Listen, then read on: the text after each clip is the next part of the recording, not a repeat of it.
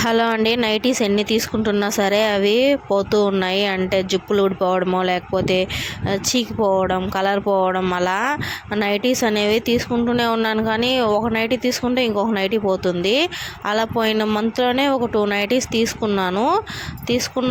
అప్పుడు నా దగ్గర మిషన్ లేదన్నమాట. వేరే వాళ్ళ దగ్గర ఇచ్చి కుట్లు వేయించాను. ఊరికే సైడ్స్ అండ్ హ్యాండ్స్కి మధ్యలో కూడా కుట్లు వేయలేదండి, అదే జిప్పులకి వాటికి. అయినా 50 రూపీస్ తీసుకున్నారు ఒక నైటీకి. 2 నైటీస్కి వచ్చి 100 రూపీస్ అయ్యింది. ఇంకా ఈసారి వచ్చి 3 తీసుకున్నాను. ఇప్పుడు మిషన్ నా దగ్గరే ఉంది, రెడీ చేసుకున్నాను. ఇప్పుడు నేనే కుట్లు అనేది వేసుకుంటున్నాను, మొత్తం వేస్తున్నాను. మన దగ్గర ఇలాంటి మిషన్ చిన్నదైనా పెద్దదైనా ఉన్నా మన బట్టలకు మనమే స్టిచ్ వేసుకుంటే స్టిచ్చింగ్ ఖర్చులు కొంచెం తగ్గుతాయి. ఒకసారికి మీరు మనీ అంటే సేవ్ చేసుకొని ఇలాంటి మిషన్ తెచ్చి పెట్టుకోండి, ఎంతో యూస్ అవుతుందండి.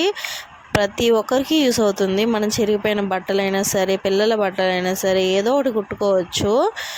వేస్ట్ అయితే అయిపోదండి. ఖాళీగా ఉన్న సమయాన్ని కుట్టుకోండి. వర్కింగ్ ఉమెన్స్కి కాదండి నేను చెప్పేది, ఇంట్లో ఖాళీగా ఉంటూ పిల్లల్ని చూసుకుంటూ ఎలాంటి పని లేదు అనుకుంటున్న వాళ్ళైతే ఇలా ట్రై చేయండి.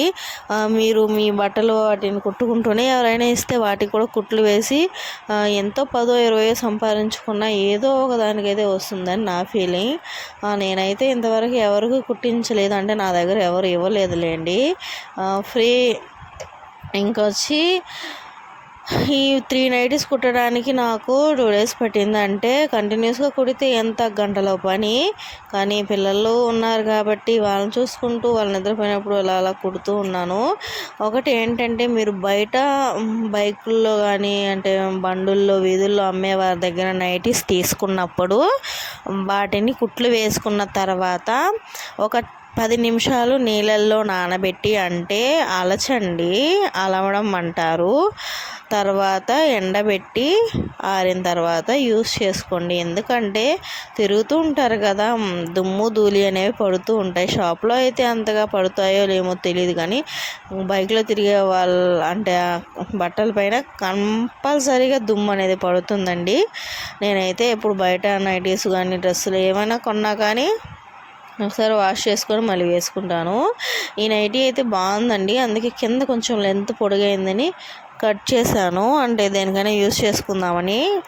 బటర్ఫ్లై క్లిప్స్ అలాంటివి ట్రై చేస్తాను నేను, నాకు వచ్చు. కావాలనుకుంటే కామెంట్ చేయండి, చూపిస్తాను. మీరు కనుక నా వీడియోని ఫస్ట్ టైం చూస్తున్నట్లయితే ఫ్రెండ్స్ అదే లైక్ చేయండి, షేర్ చేయండి, అలాగే మన ఛానల్ని సబ్స్క్రైబ్ కూడా చేసుకోండి. ఎండలు బాగా మండిపోతున్నాయి కదా, బయట అస్సలు రాలేకపోతున్నాము. మధ్యాహ్నం ఉతికినా సరే బట్టలు అనేవి ఆరిపోతున్నాయి, ఈవినింగ్ ఉతికినా ఆరిపోతున్నాయి. అంతా ఎండలు.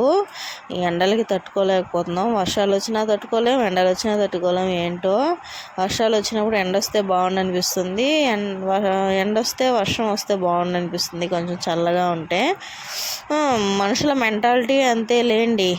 నాకైతే అసలు టైమే సరిపోవడం లేదండి. యూట్యూబ్ స్టార్ట్ చేసినప్పటి నుంచి పిల్లలు, ఇల్లు, మళ్ళీ మిషను, అది ఇది అంటే ఎవరికి కుట్టించడం లేదు. నా బట్టలే బోల్డ్ ఎన్ని ఉన్నాయి, వెతుకుతుంటే వస్తూ ఉన్నాయి.